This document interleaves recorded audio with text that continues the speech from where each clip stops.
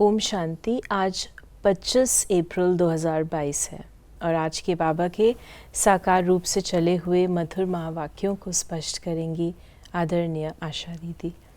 ओम शांति दीदी। ओम शांति। बाबा ने कहा, मीठे बच्चे, पुरानी देह और देह के संबंधी जो एक दो को दुख देने वाले हैं, उन सबको भूल एक बाप को याद करो, श्रीमत पर चलो। बाबा ने कहा जो देह और पुरानी देह के संबंधी जो दुख देने वाले हैं, जिनके साथ हमें दुख प्राप्त होता रहा, तो उनसे बुद्धि हटाकर बाबा को याद। बाबा सुखदाता है। दुखों से अपन को छुड़ाने का काम हमें खुद ही करना है। कोई हमें दुख से छुड़ाता नहीं है, एक्शन खुद करना। प्रश्न है, बाप के साथ साथ वापस चलने के लिए बाप की किस श्रीमत का पालन करना पड़े? बाप की श्रीमत है, बच्चे पवित्र बनो, ज्ञान की पूरी धारणा कर अपनी कर्मातीत अवस्था बनाओ, तब साथ साथ वापस चल सकेंगे। कर्मातीत नहीं बने तो बीच में रुक कर सजाएं खानी पड़ेंगी। कयामत के समय कई आत्माएं शरीर छोड़ भटकती हैं।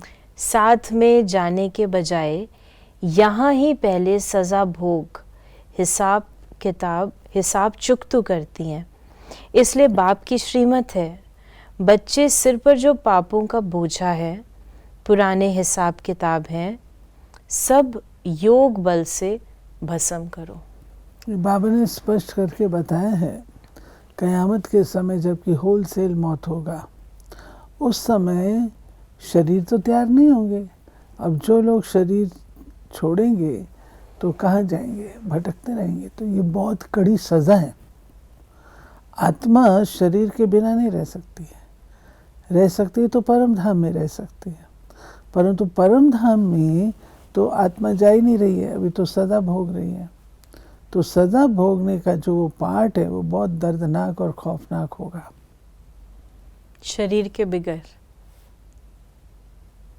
तो हम उसी को धर्मराजपुरी भी कह सकते हैं। धर्मराजपुरी। हाँ जी, आप ये देखिए, वैसे भी दुनिया में पहले केसेस थोड़े होते थे तो कैमरा के अंदर किए जाते थे, एक रूम के अंदर किए जाते थे।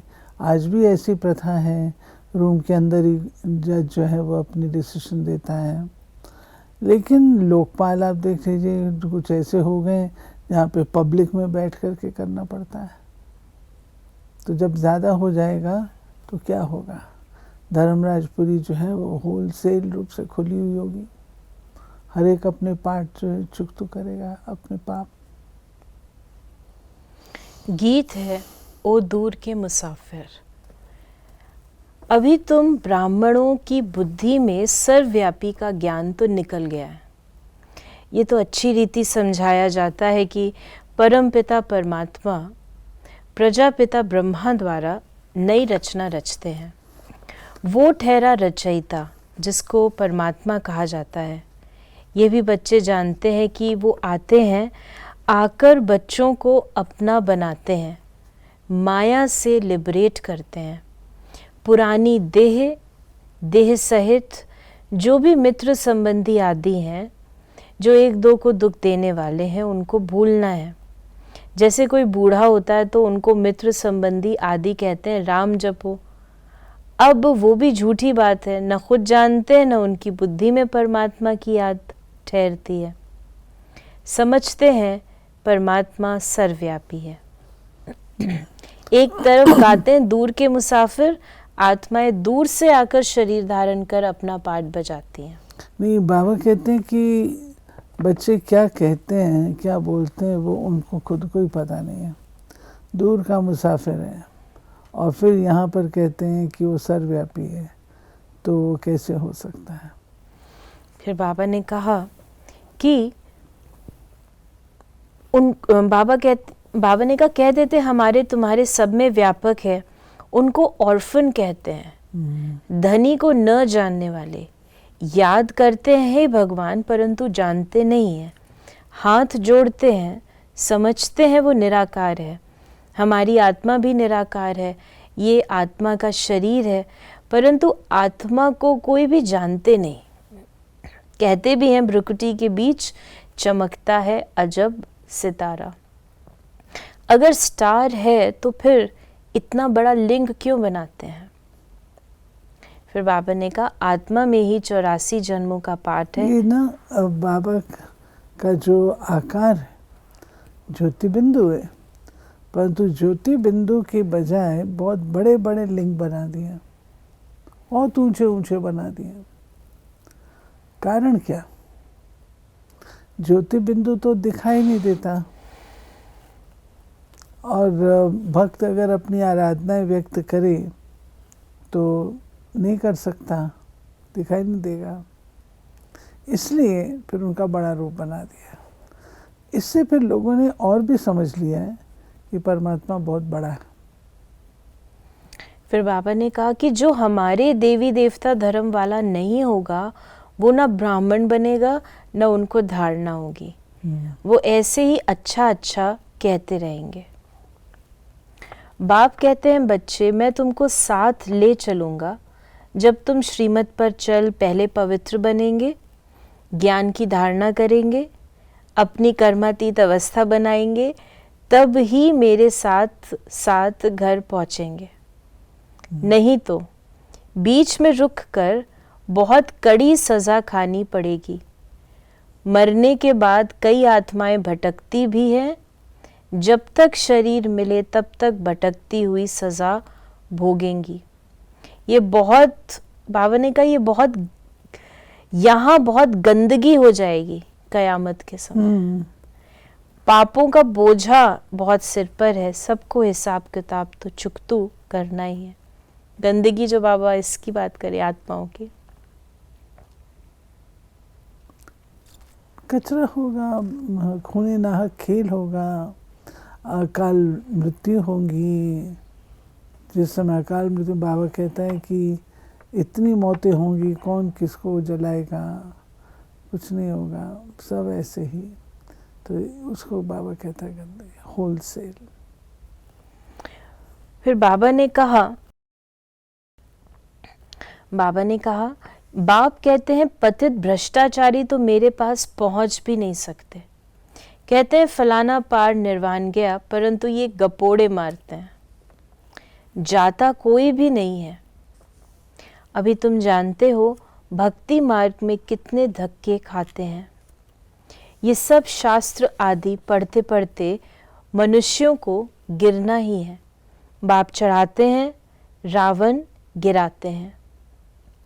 फिर बाबा ने कहा तुम्हारी जब तक जीना है तब तक सीखना ही है, तुम्हारी एम ऑब्जेक्ट ही है भविष्य के लिए। ये शरीर छोड़ेंगे तो तुम जाकर प्रिंस प्रिंसेस बनेंगे।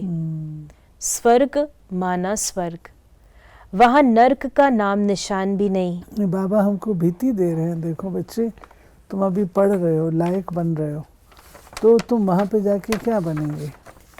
अभी तुम इस पुराने शरीर में हो, वहाँ जाके नया शरीर मिलेगा प्रिंस प्रिंसेस का। तुम बच्चों में भी नंबरवार है, सब तो एक जैसा पढ़ न सके, भिन्न भिन्न दर्जे हैं। प्रदर्शनी में देखो कितने आते हैं, 5-7 हज़ार रोज आते हैं, फिर निकलते कौन है? कोटों में कोई, कोई में भी कोई। लिखते हैं बाबा 3-4 निकले हैं जो रोज आते हैं, कोई 7 रोज का कोर्स भी उठाते हैं, फिर आते नहीं हैं। जो देवी देवता धर्म के होंगे वही यहाँ ठहरेंगे। फिर बाबा ने कहा साधारण गरीब ही निकलते हैं, साहूकार तो मुश्किल ही ठहरते हैं, बहुत मेहनत करनी पड़ती है। चिट्ठी भी लिखते हैं, ब्लड से भी लिख कर देते हैं, फिर चलते चलते माया खा जाती है। बाबा कहते हैं कि बाबा को पहचानना ये बहुत सरल है, पर जो कल्प पहले वाली आत्मा होगी वही पहचान पाएगी, जो कुल वाली होगी वही। प्रदर्शनी लगाते हैं, सब लोग देखते हैं, बहुत अच्छा करके चले जाते हैं, लेकिन उसमें से कोई एक ऐसा निकल पड़ता है जो वारिस बन जाता है। अब हमारे पास ऐसे कई एग्जाम्पल हैं। दादा राम थे शायद, जो कि जिन्होंने अफ्रीका की स्थापना की। बॉम्बे में प्रदर्शनी लगी थी, मेला, और वो पैक हो रहा था, मेजॉरिटी मेला पैक हो चुका था, सिर्फ लिटरेचर स्टॉल रह गया था। तो वो वहाँ गए, उन्होंने देखा लिटरेचर तो बहुत अच्छा है, तो बहुत सारा लिटरेचर उन्होंने ले लिया, खरीद लिया, और फिर जा कर के नैरोबी में उन्होंने वेदांती बहन को बुलाया और वहाँ सेवा शुरू की। तो कोई को भी तीर लग सकता है, हमारा काम है करते जाना। फिर बाबा ने हम बच्चों को बतलाया कि युद्ध तो चलती है तो रावण जीत लेता है, बाकी जो थोड़ा कुछ सुनते हैं वो प्रजा में चले जाते हैं। बाबा तो समझाते रहते हैं श्रीमत पर चलना है, जैसे मम्मा बाबा और अनन्य बच्चे पुरुषार्थ कर रहे हैं। महारथियों के नाम तो लिए जाते हैं ना। फिर बाबा ने कहा कि यूरोपवासी यादवों के भी नाम हैं, अखबार में भी जो नामी ग्रामी है उनका नाम डालते हैं। उन सब की परमपिता परमात्मा के साथ है विपरीत बुद्धि। परमात्मा को जाने तब तो प्रीत रखें। यहाँ भी बच्चे प्रीत रख नहीं सकते, घड़ी घड़ी भूल जाते हैं, फिर पद भ्रष्ट हो पड़ता है। जितना बाप को याद करेंगे उतने विक्रम विनाश होंगे और पद ऊंचा मिलेगा। दूसरों को भी आप समान बनाना है, रहमदिल बनना है और अंधों की लाठी भी बनना है। फिर बाबा ने कहा कोई अंधे, कोई काने, कोई झुंझार होते हैं, यहाँ भी बच्चे नंबरवार है। बाबा कहते हैं बच्चे अंधों की लाठी बनो, अर्थात उनको ज्ञान योग समझाओ। तो बाबा कहते हैं कई ऐसी आत्माएं होती हैं जो बिल्कुल ही ज्ञान को सुनना नहीं पसंद करती, आंखें बंद हैं उनकी, वो अंधे हुए। फिर दूसरे हैं जो थोड़ा बहुत समझ में आता है, और तीसरे हैं उनको स्पष्ट नहीं, जरा सी बात, झूंझार, जो आंखें मीच के नहीं लोग देखते हैं उसको झूंझार कहते हैं। तो बाबा ने कहा कि मम्मा बाबा कहते हो तो फॉलो कर, मम्मा बाबा के तख्त नशीन बनो। हार्ट फेल क्यों होते हो? स्कूल में कोई बच्चा कहे कि हम पास नहीं होंगे तो सब कहेंगे डल हेड है। सेंसिबल बच्चे बहुत अच्छा पढ़ते हैं और उच्च नंबर में आते हैं। तो बाबा ने कहा तुम बच्चे प्रदर्शनी में बहुत अच्छी सर्विस करते हो, बाबा से भी पूछ सकते हो बाबा मैं सर्विस करने लायक हूँ? तो बाबा बतला सकते हैं कि बच्चे तुमको अभी बहुत कुछ सीखना है अथवा लायक बनना है।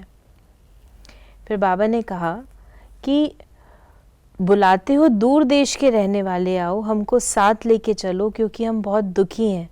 सतयुग में तो इतने सब मनुष्य होंगे ही नहीं, सभी आत्माएं मुक्ति धाम में चली जाएंगी जिसके लिए दुनिया इतनी भक्ति करती है। फिर बाबा ने हम बच्चों को कहा कि बाबा को बच्चे पत्र लिखते हैं, बाबा कभी कभी सेंटर पर आता हूँ, अब बच्ची की शादी करानी है, कोई ज्ञानी लड़का लेकर दो तो शादी करावे। तो बाबा ने कहा बच्ची कहे हम शादी नहीं करेंगी, बहुत बच्चियां मार खाती हैं, अबलाओं पर अत्याचार होते हैं। बाबा लिखते हैं माँ बाप और बच्चे तीनों ही बाबा के पास आ जाओ तो बाबा समझाएंगे।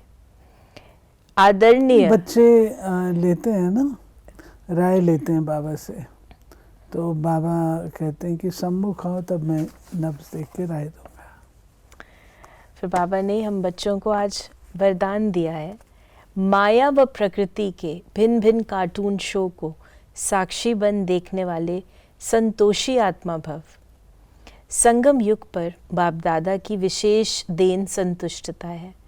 संतोषी आत्मा के आगे कैसी भी हिलाने वाली परिस्थिति ऐसे अनुभव होगी जैसे पपेट शो।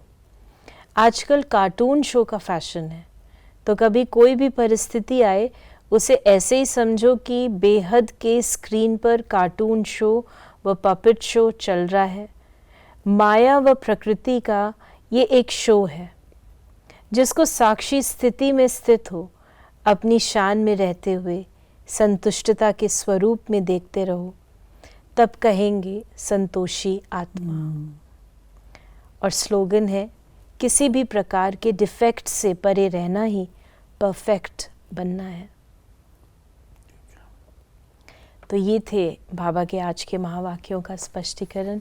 यदि आपके मन में कोई भी सवाल है तो मैसेज करें या व्हाट्सएप मैसेज करें 8826599309 पर। ओम शांति।